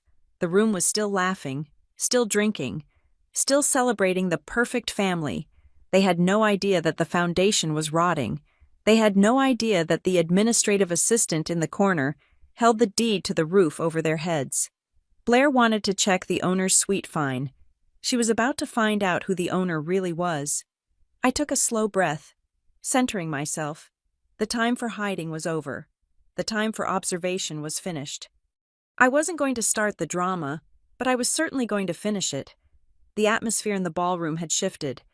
The jazz band was playing a slow, mournful cover of a standard, and the waiters were clearing the salad plates with the silent efficiency I had paid for. I was standing near the periphery of Table 6, watching my father charm the representatives from Sterling Capital. He was laughing too hard at their jokes. It was painful to watch. He looked like a man trying to sell a used car to a mechanic who already knew the engine was blown. I was just about to signal the server to refill my water when the air pressure beside me changed. It wasn't a physical touch, but a sudden, violent intrusion into my personal space. I turned to see Blair. She was no longer the composed hostess who had given the toast 10 minutes ago. Her face was flushed, her eyes were wide and hard, and she was vibrating with a rage she was struggling to contain. She held a glass of white wine in one hand, and her knuckles were white against the stem. "You," she hissed. It was a low, venomous sound that barely carried over the music, meant only for me. "Me," I replied, keeping my voice steady. "Is there a problem with the service, Blair?" The salad looked fresh. "Don't play dumb with me," she snapped, stepping closer. Her perfume, something floral and cloying, was overwhelming. I just spoke to the room service manager. I saw the ticket on his tablet, a burger and truffle fries, delivered to the owner's suite. She paused, waiting for me to crumble. I took a sip of my champagne. "And?" I asked. "And?" she continued, her voice rising half an octave. "I asked who it was for. He said it was for the young lady in the penthouse." "The young lady?" She leaned in, her face inches from mine. "You brought her. You actually brought her." "I brought my daughter to Charleston." "Yes," I said calmly. "She is in a hotel room. She is not in your party. She is not eating your food. She is not breathing your air." "The invitation said adults only," Blair whispered furiously, stabbing her finger toward my chest. "Do you not know how to read? Or do you just think the rules don't apply to you because you are so special, you and your little drama? You just had to drag it here." "Lila is not drama," I said, my voice dropping to a temperature that could freeze water. "She is a guest of the hotel, and she is currently 3 floors up, watching a movie. The only person creating a scene right now is you." "I paid for this hotel," Blair said, her voice getting louder now. Heads at the nearby tables began to turn. "I bought out the venue. That means I decide who is in the building. I don't want her here. I don't want her bad energy hovering over my father's night." "You rented the ballroom and a block of rooms, Blair," I corrected her. "You didn't buy the deed." "I want her gone," she declared. She wasn't whispering anymore. She turned sharply and scanned the room until her eyes locked on Evelyn, who was standing near the kitchen entrance checking a manifest. "Manager," Blair shouted. The room went quiet. The jazz band faltered for a second before recovering. But the damage was done. My father stopped laughing. The investors from Sterling Capital looked up from their plates. Evelyn walked over. Her face was a mask of professional calm. But I saw the flicker of anticipation in her eyes. She knew the protocol. "Is there a problem, Mrs. Watson?" Evelyn asked. Yes, there is a massive problem, Blair said, gesturing wildly at me. This woman has an unauthorized guest stashed in the penthouse suite, a teenager. My contract states that this is an adults-only event. I want that room cleared, immediately. Evelyn looked at me, then back at Blair. She didn't blink. I apologize for the confusion, Mrs. Watson, Evelyn said smoothly. However, the guest in the owner's suite is not part of your event package. That suite is a private residence retained by the hotel ownership. It falls outside the jurisdiction of your rental agreement. Blair looked like she had been slapped. Excuse me, I spent $50,000 here tonight. Do not talk to me about jurisdiction. I am the client. I am telling you that having her here is a breach of my contract. I want her out. I cannot evict a guest who is not violating any hotel policies, Evelyn said. The young lady is quietly occupying a private suite. She is not in the ballroom. She is a violation of my peace of mind, Blair shrieked. Now the silence in the room was absolute. The band had stopped playing. 150 people were staring at us. This was the nightmare scenario my father had spent 40 years avoiding, and his golden child was the one orchestrating it. Grant Watson walked over. He moved with a stiff, angry gait. He looked at Blair, then at me. He didn't ask what happened. He didn't ask for my side of the story. He did what he always did. He identified the path of least resistance. Addison, he said, his voice low and warning. What have you done? I haven't done anything, Dad, I said. Lila is upstairs. Blair is upset that she exists. I told you, he said, his eyes cold and hard. I told you specifically, no complications. Why must you always be the difficulty in this family? Why can't you just for once do as you are told? She is in a room, Dad, I said, trying one last time to offer him a lifeline. She is invisible. Nobody knew she was here until Blair started shouting. I want her gone, Daddy, Blair said, her voice trembling with a mix of rage and victimhood. It is my gift to you. I wanted it perfect, and she is ruining it. She is mocking us. My father looked at the Sterling Capital investors. They were watching with amusement. He felt the humiliation burning his neck. He needed to assert control. He needed to show he was the patriarch who could bring order to his house. Addison, he said, looking at me with a disappointment so profound it felt heavy. Get the girl. Pack your things. Both of you leave. Now. I looked at him. I looked at the man whose approval I had chased for 2 decades. I saw the fear in his eyes, fear of looking weak, fear of looking messy, and I realized he would sacrifice me 1,000 times over to save face in front of strangers. You are kicking us out, I asked. You are kicking your daughter and granddaughter out of a hotel in the middle of the night because Blair is having a tantrum. I am asking you to respect the family, he said.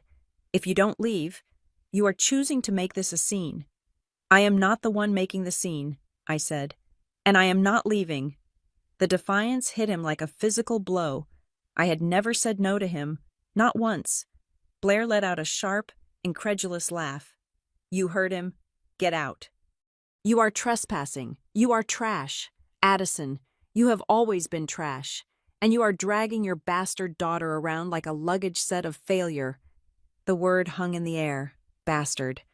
I felt a cold stillness settle over me. It was the calm of a sniper who has just exhaled. Careful, Blair, I said softly. Or what? She challenged, stepping into my face. You will cry. You will beg I am done with you. If you won't leave, I will make you leave. She turned to Evelyn. Call security, Blair commanded. I want them escorted off the property. Right now. If you don't do it, I will sue this hotel for breach of contract, and I will make sure nobody in Charleston ever books an event here again. Evelyn looked at me. It was a subtle glance, a question. Do I pull the trigger? I gave her a microscopic nod. I will call security, Mrs. Watson, Evelyn said. Good, Blair sneered, crossing her arms. Finally, my father let out a sigh of relief. He straightened his tuxedo jacket. It is for the best. Addison, you brought this on yourself. The room was buzzing now. The guests were whispering. Can you believe it? The sister refused to leave. Security is coming. How embarrassing. I stood there, clutching my clutch bag. I didn't move toward the exit. I didn't look down. I looked straight at the stage where the empty microphone stood. You want security to handle the person who doesn't belong here? I asked Blair. I want security to throw the trash out. She spat. Okay, I said. And then, it happened. My clutch vibrated. A long, sustained buzz. It was 8:17 in the evening. Every eye was on me. I slowly, deliberately, reached into my bag. I pulled out my phone. The screen lit up. Bright in the dim ballroom. The caller ID didn't say unknown. It didn't say spam. It said, Head of Security. I looked at the phone. I looked at Blair. I looked at my father.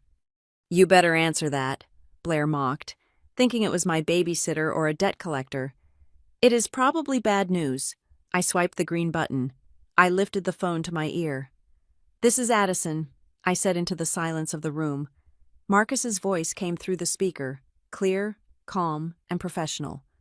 Ms. Watson, he said, I have received a request from the event host to initiate an eviction protocol for an unauthorized guest in the owner's suite. They are claiming the individual has no right to be on the premises. I am aware of the request, Marcus, I said. What is the status? I have my team standing by at the ballroom doors, he said. We are awaiting your order. Who would you like us to remove? I looked at Blair. She was smiling, a cruel, victorious smile. She thought the security guard was calling me to tell me to get out. She thought she had won. Come inside, Marcus, I said. We have a situation that requires the managing partner's attention. Copy that, Ms. Watson, coming in. I lowered the phone. The doors at the back of the ballroom swung open with a heavy thud. Marcus walked in. He was flanked by two other security officers. They were not wearing the generic blazers of rental security. They were wearing the tactical, tailored suits of high-end protection. They didn't walk toward me. They didn't walk toward the exit. They walked straight toward the group of us standing by table 6. Blair turned to see them. Her smile widened. Finally, she said to Marcus. She is right here. Grab her. And make sure you get the kid upstairs too. Marcus stopped 6 feet away. He looked at Blair. He looked at my father, and then he turned his body 45 degrees. He looked directly at me. He didn't bow. But the shift in his posture was deferential. It was the body language of a soldier addressing his commander. Ma'am, Marcus said to me, his voice booming enough for the first 3 rows of tables to hear. Security is present. We are ready to enforce your decision. The air left the room. Blair's smile faltered. It twitched at the corners. What are you doing? Why are you talking to her? I am the one who hired you. Marcus didn't even look at her. He kept his eyes locked on mine. You called security. Blair, I said, my voice cutting through the sudden confusion. And security called me. My father frowned, his brow furrowing. Addison, what is going on? Do you know this man? I took a step forward. The space around me seemed to expand. I know him very well, Dad, I said. I hired him. You what? Blair stammered. You don't have money to hire a bouncer. I didn't hire him for the night, Blair, I said. I hired him for the year. I turned to Evelyn. Evelyn, I said, please clarify the chain of command for Mrs. Watson. Evelyn stepped forward. Her voice was crisp and clear. Mrs. Watson, she said to Blair, as per the hotel charter, all security protocols regarding eviction must be authorized by the ownership group. In this case, the final decision lies with the managing partner. She gestured to me with an open palm. Ms. Addison Watson. The silence that followed was not the silence of a library. It was the silence of a bomb crater immediately after the explosion. My father's face went gray. His mouth opened, but no sound came out. He looked at me, really looked at me, for the first time in 13 years. He didn't see the paralegal. He didn't see the failure. He saw the woman standing in the center of a $4 million asset, holding the controls. Blair shook her head. A jerky, spasmodic motion. No, that is a lie. That is impossible. She is broke. She is a single mom. She lives in a duplex. I own the duplex too, I said. I looked at Marcus. Show them the log, I said. Marcus produced a tablet. He held it up. I have a logged request for eviction at 8:17 p.m. Marcus read. Authorized by Blair Watson. Target guest in owner's suite. Reason unauthorized access. He looked at me. Ms. Watson, do you authorize this eviction? I looked at my sister. Her face was crumbling. The arrogance was draining out of her, replaced by a dawning, horrifying realization of what she had just done. She had called the police on the landlord. No, Marcus, I said. I do not authorize the eviction of my daughter from my hotel. I turned to my father. You wanted no drama, Dad, I said. But you just let your daughter try to throw your granddaughter out onto the street, and now the security team is waiting for orders. I let the sentence hang there. So, I asked, who is leaving? The silence that followed Marcus's declaration was not empty. It was heavy, physical, and suffocating. It felt as though the air had been sucked out of the ballroom, leaving 150 people gasping in a vacuum of sudden, violent cognitive dissonance. Managing partner, Blair repeated. She didn't scream it. She didn't shout it. She whispered it, testing the weight of the words on her tongue, trying to find the joke, the trick, the trapdoor that would make the world make sense again. In Blair's world, gravity worked in one direction, Watson's at the top, Addison at the bottom.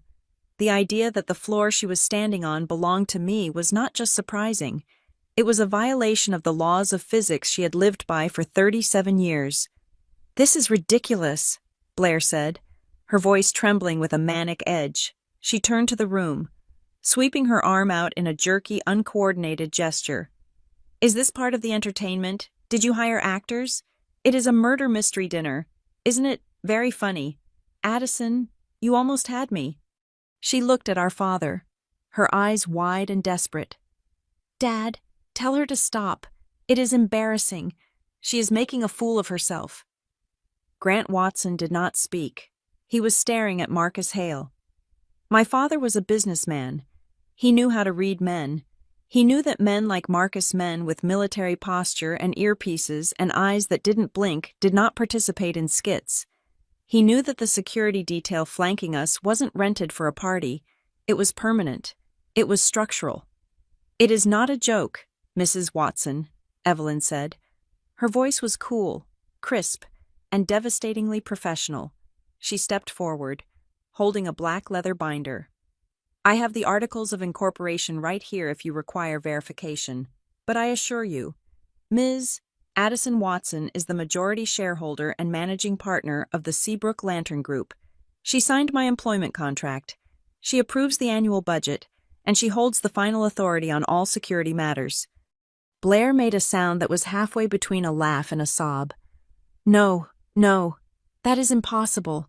She is a paralegal. She is a single mother. She lives in a duplex. She drives a Honda. I drive a Honda because I prioritize capital expenditure over depreciating assets, I said. My voice was calm, cutting through her hysteria like a scalpel.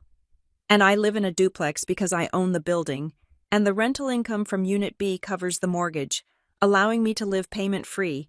It is called leverage. Blair, you might want to look it up. The guests at the nearby tables were no longer pretending not to listen. The forks had been put down. The wine glasses were resting on the tablecloths. The women who had pitied me 5 minutes ago, Courtney and her friends, were staring at me with a mixture of shock and terror. They were mentally replaying every condescending thing they had said to me, realizing they had been speaking to the most powerful person in the room. My father finally found his voice. It was a dry, raspy croak. You bought this hotel, he asked. I bought the debt 3 years ago, I said, facing him. I restructured the management, I renovated the property, and I turned it profitable within 18 months. But the money, he stammered. Where did you get the money? I worked, Dad, I said. While you were telling everyone I was a disappointment, I was working. While you were apologizing for my existence, I was investing. I didn't ask you for help because I knew the cost of your money. It comes with strings. My money is clean. The representatives from Sterling Capital, Mr. Vance and Mr. Korb, were watching the exchange with shark-like intensity. They weren't looking at my father anymore.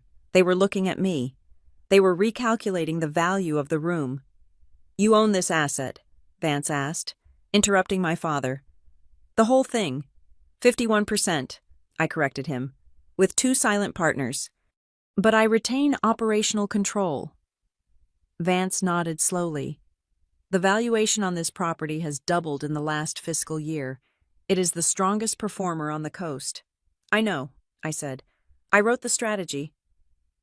My father looked at Vance, then back at me. He saw the respect in the investor's eyes, respect that he had been desperate to earn all night with his jokes and his expensive scotch.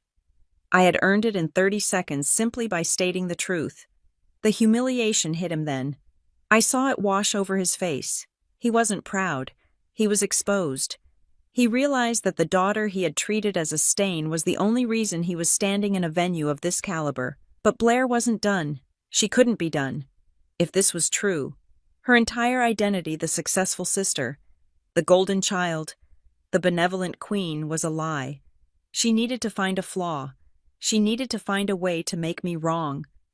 You are lying about the eviction, she shrieked, pointing a shaking finger at Marcus. You just said there was a request to evict. You said someone was breaking the rules. If you are the owner, then who is breaking the rules? Who is the drama? Marcus didn't flinch. He looked at me for permission. I nodded. He lifted the tablet again. He tapped the screen and turned it around so that Blair, my father, and the entire front row could see it. The eviction request was logged at 8:17 p.m., Marcus stated, his voice devoid of emotion. The request was made by the event host. The specific instruction was to remove a 15-year-old girl from the owner's suite. The reason cited was unauthorized access and disturbance of peace. He swiped the screen. However, Marcus continued, we have a digital log of the requester's signature on the event incident form. The request was not made by hotel management. It was made by the client. He zoomed in on the signature at the bottom of the digital form. It was a jagged, angry scrawl, but the name was unmistakable. Blair Watson. You tried to evict your own niece, I said softly. The room went deathly silent. You knew she was up there, I said, stepping closer to Blair. You found out Lila was in the building, quietly watching a movie, bothering no one. And instead of ignoring her, instead of letting her be, you called security. You wanted to drag a 15-year-old girl out of her room in the middle of the night. You wanted to put her on the street. She wasn't supposed to be here, Blair cried, tears of frustration streaming down her face. The invite said, adults only. She ruined the aesthetic. She is a child, Blair, I said, my voice finally rising, cracking with the anger I had held back for a decade. She is your flesh and blood. She is not a prop. She is not a flaw in your aesthetic. She is a human being, and you tried to use armed security to bully her because you are so insecure that you can't stand the thought of us existing in the same zip code as you. I turned to my father. And you, I said, you stood there. You heard her call security. You heard her say she wanted the trash taken out, and you agreed. Addison, I didn't know, my father started, looking pale. You didn't know I owned the hotel, I cut him off. But you knew Lila was your granddaughter. That wasn't enough for you. You needed to know I was a managing partner before you would treat me with basic human decency. You needed to know I had a net worth of 7 figures before you would stop my sister from abusing my child. He opened his mouth, but no words came out. He looked at the guests. They were looking down at their plates, studying the silverware. The illusion of the perfect family was gone. It lay on the floor, shattered into 1,000 sharp, ugly pieces. The invitation said, "Don't bring your drama," I said, my voice dropping back to a lethal calm. I didn't bring drama. Dad, I brought success. I brought ownership. I brought the venue you are standing in. I pointed at the tablet in Marcus's hand. That signature, I said. That is the drama. The drama is a woman so hollow she has to hurt a child to feel tall. The drama is a father so obsessed with appearance that he would sacrifice his own blood to impress two men who are trying to swindle him. My father flinched. What did you say? I said they are swindling you, I said, glancing at Vance and Corb. But we will get to that in a minute. I turned back to Blair. She was shaking, her mascara running, her silver dress looking suddenly like a costume from a cheap play. Marcus? I said. Yes, ma'am, Marcus replied, snapping to attention. The eviction request is denied, I said. The guest in the owner's suite remains. However, we do have a disturbance in the ballroom. We have a guest who is harassing management and creating a hostile environment. I looked at Blair. Blair, I said, you have two choices. You can sit down, shut up, and finish your dinner in silence, or Marcus can execute the eviction protocol. But this time, he will be escorting the person who actually caused the problem. Blair looked around the room for support. She looked at her husband, Richard. He was staring at his shoes, terrified that I knew about his declined credit card. She looked at her friends. They were looking away. She looked at Dad. He was staring at me as if I were a stranger he had just met. She was entirely, completely alone. I paid for this party, she whispered. A last, weak grasp at power. And I have the receipt, I said. You paid a deposit. Richard's card declined for the bar tab. So technically, you are drinking my champagne on credit. A gasp rippled through the room. Richard turned a bright, violent shade of red. Sit down, Blair, I said. It wasn't a suggestion. It was an order. Slowly, painfully, Blair sank into her chair. She looked small. She looked defeated. The air around her, usually so charged with her ego, was dead. I looked at Marcus. Stand down, but keep a detail at the door. If anyone else raises their voice at my staff, I want them out. Copy that, Marcus said. He signaled his team, and they melted back into the shadows, silent guardians of my authority. I turned back to the table. I picked up my glass of champagne. I looked at the stunned faces of the people who had mocked me for years. Now, I said, taking a sip, I believe there was a toast being made. Nobody moved. The silence was absolute. No, I asked. Fine, then I will make one. I raised my glass to my father. Happy birthday, Dad, I said. Welcome to my house. Try not to break anything else. I drank the champagne. It was cold. It was dry. And it tasted like absolute, total retribution. But I wasn't done yet. I turned my eyes to Mr. Vance and Mr. Corb. They were shifting in their seats, looking uncomfortable. They realized that the administrative assistant they had dismissed was now the only person in the room who spoke their language. Gentlemen, I said, smiling a smile that didn't reach my eyes, while we are clearing the air, perhaps we should talk about the contract you have in your briefcase, the one with the cross-collateralization clause on page 42.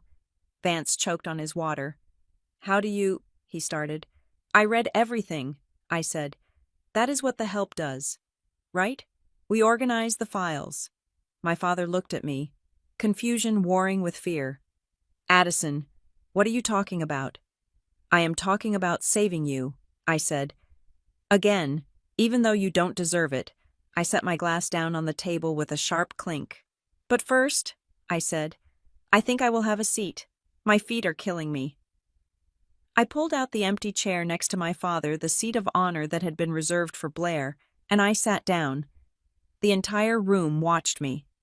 They watched the single mom, the failure, the disappointment, take the head of the table, and for the first time in the history of the Watson family, nobody said a damn word.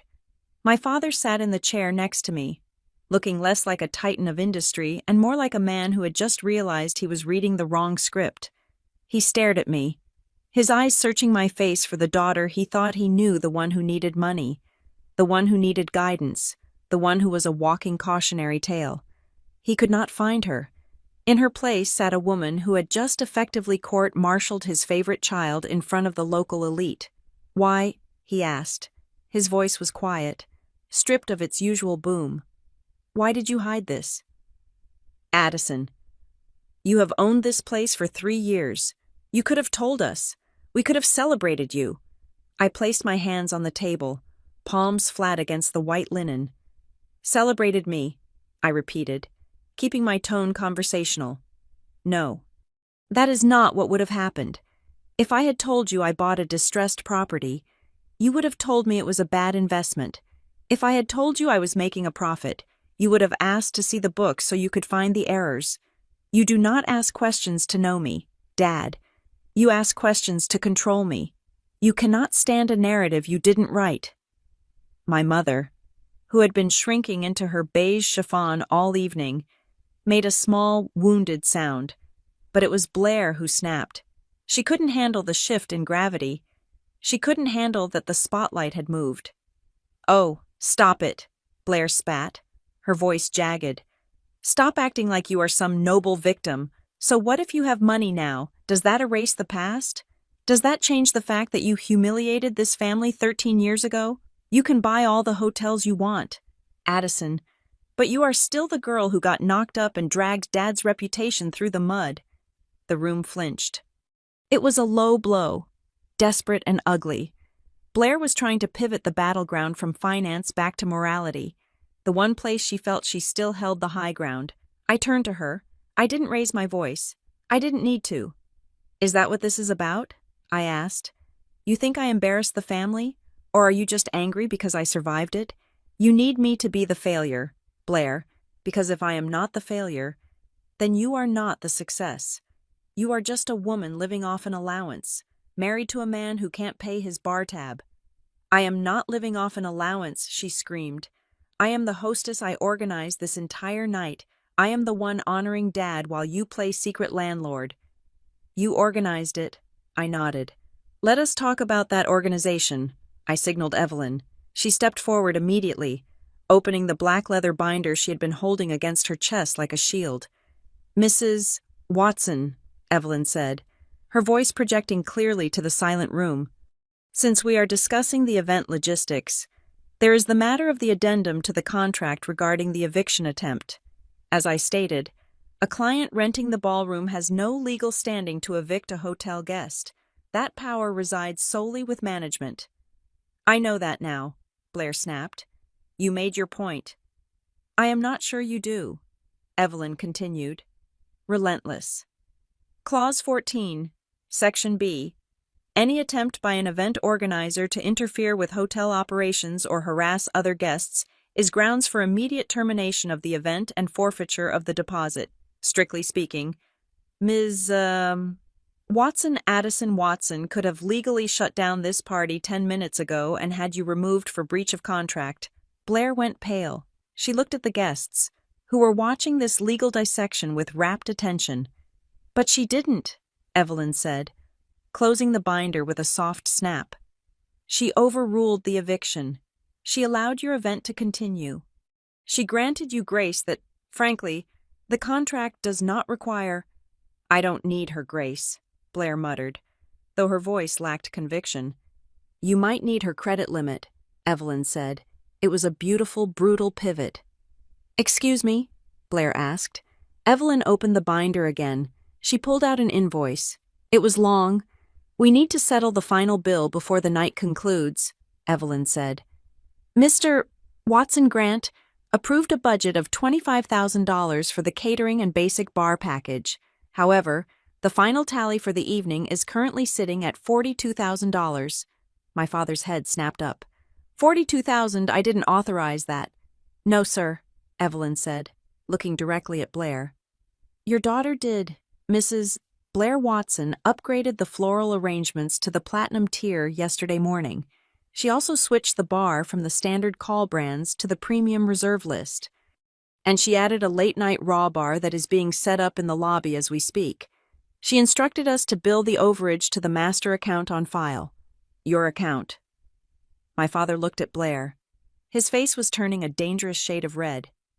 "You told me you got a deal," he said to her. "You told me you negotiated a discount." "I wanted it to be nice," Blair stammered, shrinking in her chair. "It is your 60th. Dad, you deserve the best. I thought we could figure it out later." "You thought you would hide the bill until after the party," I corrected her. "You were going to let Dad enjoy the night, take the credit for how lavish it was, and then let the hotel drop the invoice on his desk on Monday morning when it was too late to return the lobster." "It is an investment in his image," Blair argued, her voice shrill. "It is theft," I said. "You spent $17,000 of his money without asking him, just so you could look like the hostess of the year in front of your friends." I looked around the room. I saw Courtney and the other women from the junior league exchanging glances. The illusion of Blair's wealth was evaporating. She wasn't the rich benefactor. She was the daughter stealing from her father's wallet to buy popularity. My father looked tired. He looked at the invoice Evelyn was holding. He reached for his wallet, his hand shaking slightly. It was a humiliating gesture, a man realizing his own party was a financial ambush set by his favorite child. "I will write a check," he said quietly. "No," I said. I reached into my clutch. I pulled out my own card. It was a heavy, black metal card. "I will take care of it," I said. "Addison," my father said, stiffening. "I can pay for my own party." "I know you can," I said, "but you shouldn't have to pay to be tricked." "And Blair certainly isn't going to pay it, considering her husband's card was declined for a $5,000 tab earlier." Richard, Blair's husband, made a choking sound and buried his face in his hands. I handed the card to Evelyn. "Charge the full amount to me," I said. "The overage, the bar tab, the platinum flowers, everything. Consider it my birthday gift. Dad, since I couldn't bring a card without being insulted." Blair looked like she wanted to vomit. By paying the bill, I wasn't just being generous, I was stripping them of their role. I was the provider now. I was the one keeping the lights on. I was the one saving face for the family so the guests wouldn't see the police arrive for a theft of services dispute. "You think you can buy us," Blair whispered, tears leaking from her eyes. "I don't want to buy you, Blair," I said. "I just want you to know that the next time you try to look down on me, you are standing on a platform that I paid for." Evelyn took the card and walked away. The transaction was symbolic. The power transfer was complete.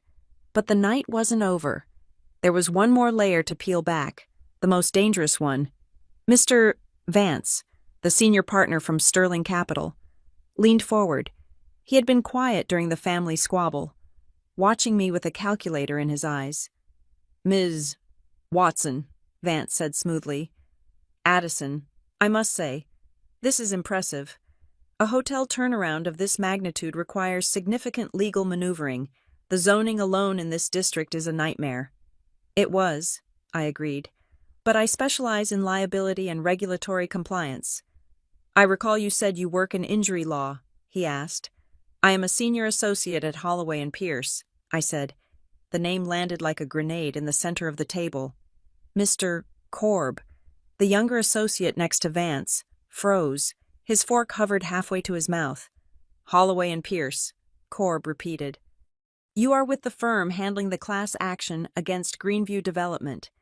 I am the lead attorney on the discovery phase," I said, locking eyes with him. My father looked between us, confused. "What is Greenview Development?" "It is a subsidiary of Sterling Capital," I said, turning to my father. "It is a shell company they used to acquire 3 commercial complexes in Savannah 2 years ago. They structured the deals using high-interest bridge loans that were cross-collateralized against the developer's personal assets. When the market dipped slightly, they triggered the default clauses. They seized the properties and the developer's personal homes. We are suing them for predatory lending and fraud." I looked at Vance. His suave smile had vanished, replaced by the cold, hard look of a man who realizes he is sitting next to an undercover cop. "That is pending litigation," Vance said sharply. "It is baseless." "It is backed by 7,000 pages of internal emails I reviewed last week," I said. And the contract you have in your briefcase for my father, the one for the Savannah expansion, I am willing to bet my entire equity in this hotel that it contains the exact same Clause 42 regarding asset seizure in the event of a revenue shortfall. My father went white. He looked at the briefcase sitting by Vance's feet. "Grant," Vance said, his voice tight, "your daughter is exaggerating. Standard business practices." "Dad," I said, my voice cutting through Vance's oil, "do not sign that deal. If you sign it, they will own your company within 18 months. They are not partners. They are vultures. They are here because they smell equity. They can strip." My father looked at Vance. He saw the sweat on the man's upper lip. He saw the way Corb was frantically typing on his phone under the table. He realized the truth. He had spent the night trying to impress these men. He had tried to kick me out to keep them happy, and I was the only thing standing between him and total ruin. "Is it true?" my father asked Vance. "Is there a cross-collateralization clause?" Vance stood up. "This is not the venue for this discussion. Grant, obviously, your daughter has a conflict of interest. We will be in touch." "Sit down," I said. Vance looked at me. "You aren't leaving until we clarify something," I said. "You are going to walk out of here, and you are going to lose my father's number, because if you pursue this deal, or if you try to enforce any penalties for him walking away tonight, I will make sure the deposition I have scheduled for your CEO next Tuesday becomes a public spectacle. I know where the bodies are buried. Vance, do not test me." Vance stared at me for a long, hateful second. Then he picked up his briefcase. He signaled Corb. They walked out of the ballroom without saying a word to my father. The silence that followed was different from the earlier silence. It wasn't shocked. It was reverent. My father sat slumped in his chair. He looked small. He looked like a man who had just narrowly avoided stepping off a cliff. "You saved the company," he whispered. "I did," I said. "And I paid for the party." I stood up. My legs were shaking slightly, but I locked my knees. I wouldn't let them see it. "I think I'm done," I said. "I have a daughter upstairs who is waiting for the end of her movie." I looked at my father, then at Blair, who was weeping silently into her napkin, and finally at my mother, who was staring at me as if I were a stranger. "From this moment forward," I said, my voice clear and final, "the narrative changes. I am not the mistake. Lila is not the mistake. We are the ones who own the roof, and if you ever use my daughter as a prop, or try to treat her like an accessory that is forbidden to be seen, you will not be welcome in any property I own. And I own a lot more than just this hotel." I picked up my clutch. "Enjoy the dessert," I said. "I hear the tart is excellent. I approved the recipe myself." I turned my back on them and walked toward the exit. I didn't look back. I didn't need to. I could feel their eyes on my back, and for the first time in my life, the weight of their gaze didn't feel like a burden. It felt like respect. I did not make it to the elevator. I had taken perhaps 10 steps toward the exit when I felt a hand on my elbow.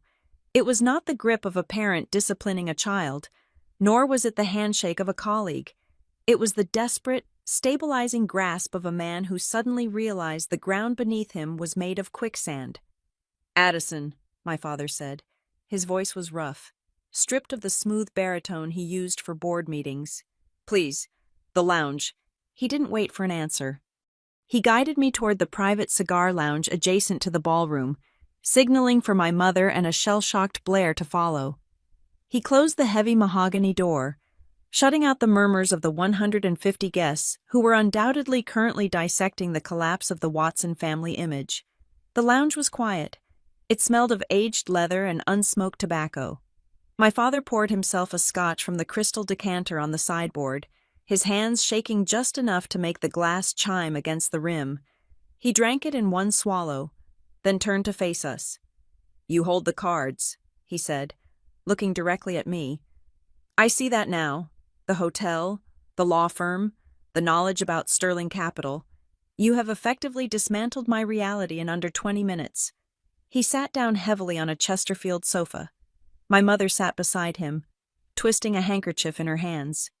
Blair stood by the fireplace, hugging her arms around her chest, looking like a wet cat that had been kicked off a velvet cushion.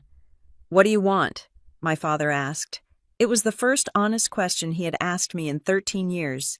He wasn't asking what I wanted for my birthday or what I wanted to eat. He was asking what I required to lower the weapon I had pointed at his reputation. I remained standing. I liked the height advantage. "I want 3 things," I said, holding up 3 fingers. "And they are non-negotiable." "Name them," he said. "First," I said, curling 1 finger down, "respect. Not the fake, polite condescension you have given me for a decade. I am done being the family tragedy. I am done being the cautionary tale you whisper about at cocktail parties to make yourselves feel superior. If you speak about me, you speak about my accomplishments, or you do not speak about me at all." My father nodded slowly. "Done." "Second," I continued, "Lila, she is your granddaughter. She is not a mistake. She is not a logistics problem. She is a brilliant, kind young woman. From this night forward, she is acknowledged. She is invited.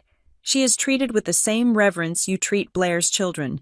If I ever hear that she has been made to feel less than by anyone in this family, we disappear, permanently. You will never see us again." My mother looked up, tears finally spilling over. "We never meant to hurt her, Addison. Intentions don't matter, Mother," I said coldly. "Impact matters. And the impact is that she feels unwanted in her own bloodline. That ends tonight." "And the third?" my father asked. I turned my gaze to Blair. She flinched as if I had raised a hand. "Third," I said, "she loses the microphone." "What does that mean?" Blair whispered, her voice trembling. "It means you don't get to control the narrative anymore. Blair," I said, "for 13 years, you have built your pedestal by standing on my back. You painted me as the loser so you could be the winner. You painted me as the mess so you could be the perfection. That is over." I walked over to the coffee table and placed my phone down. I opened the evidence folder I had compiled. "I have the security log of your eviction request," I said, pointing to the screen, attempting to throw a minor onto the street. I swiped the screen. "I have the text messages you sent me yesterday, mocking my financial status." I swiped again. "And I have the invoice Evelyn gave me, the $17,000 in unauthorized upgrades you stole from Dad's budget to feed your own ego." My father looked at the phone. He looked at the hard digital proof of his golden child's rot. For the first time, the fog of favoritism lifted. He didn't see the perfect hostess. He saw a woman who was financially reckless, cruel to children, and willing to cannibalize her own family for social clout. "You tried to evict her," my father said to Blair, his voice quiet and horrified. "You really tried to have security drag Lila out. I just wanted everything perfect for you." Blair sobbed. "No," my father said, standing up. "You wanted it perfect for you. You wanted to be the queen of the ball, and you didn't care who you had to hurt to do it. You almost cost me my relationship with the only daughter who actually knows how to save this family." He looked at me. There was a shift in his eyes. It wasn't warmth, not yet, but it was recognition. He was seeing me as an equal, as a peer. "I will accept your terms," my father said. "All of them. What do I need to do?" "You need to go back out there," I said, gesturing toward the ballroom. "You need to take the microphone, and you need to tell the truth, not all of it. I don't need you to humiliate yourself regarding the Sterling deal, but you need to publicly acknowledge my position here, and you need to claim Lila." "And Blair?" he asked. "Blair can leave," I said. "I won't have her thrown out. I am not her. But she doesn't get to sit at the head table anymore. She can go home and think about how she's going to pay off that credit card debt." Blair let out a choked sound, grabbed her purse, and bolted for the side door. She didn't look back. She fled into the night, stripped of her armor, running from the wreckage of the reality she had failed to maintain. There was no violence. There was no screaming match. There was just the quiet, crushing weight of consequences. My father straightened his tuxedo jacket. He took a deep breath. He looked older than he had an hour ago, but he also looked lighter. "Okay," he said. "Let's go." We walked back into the ballroom. The room was still buzzing with low, confused conversation. When my father stepped onto the stage, the room went silent. He took the microphone from the stand. He didn't use his politician voice. He used his real voice. "I would like to make a correction," he said. The feedback whined slightly, then cleared. "Earlier tonight, we spoke about success. We spoke about legacy, but I left out the most important part of that legacy." He looked down at the table where I was standing, alone now, head held high. "My daughter, Addison," he said, gesturing to me. "She is the managing partner and majority owner of this beautiful hotel. She built this place from a distressed asset into the jewel of Charleston. She did it without my help and without my knowledge. She did it with grit, intelligence, and a business acumen that frankly surpasses my own."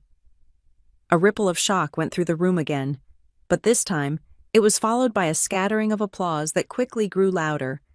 The wealthy elite of Charleston love a winner, and my father had just crowned me. "I am incredibly proud of her," my father continued, his voice catching slightly.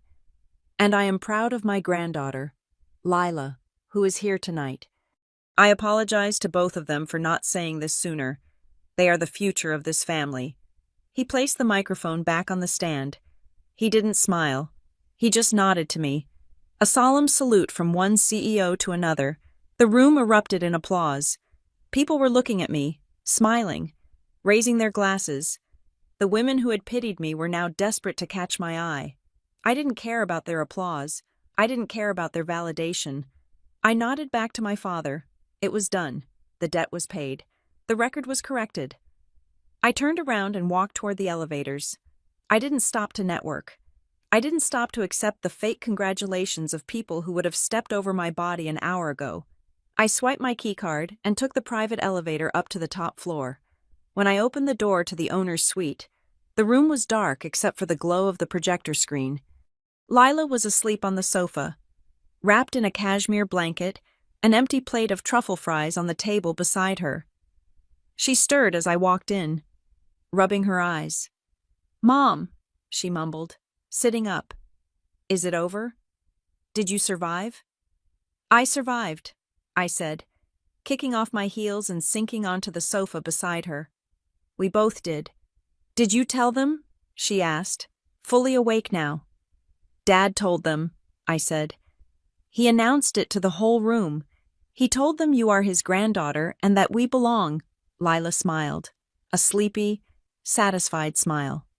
"And Aunt Blair?" "Aunt Blair went home," I said softly.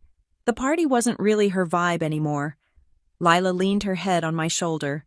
We sat there for a moment, watching the credits roll on the movie, listening to the muffled sound of the ocean crashing against the shore 3 stories below. "You okay, Mom?" she asked. I looked around the suite. I looked at the high ceilings, the custom furniture, the heavy curtains that shut out the world. I thought about the text message from 13 years ago. I thought about the struggle, the late nights, the cheap coffee, the silence. "I am okay," I said.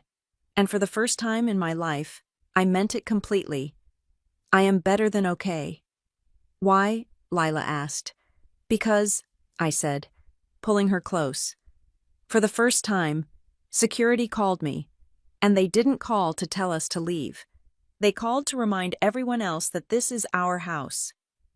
I looked at the invitation that was still sitting on the coffee table where Lila had tossed it earlier. "Adults only don't bring your drama." I smiled. The invitation had been a warning, but I had treated it as an instruction. I hadn't brought the drama. I had brought the truth. And as I had learned tonight, the truth is the only thing that is truly exclusive. It is the only thing that needs security to protect it. And finally, I had the keys to the lock. Thank you so much for listening to this story. I would love to know where you are tuning in from today. Please drop a comment below and let me know which part of the story satisfied you the most.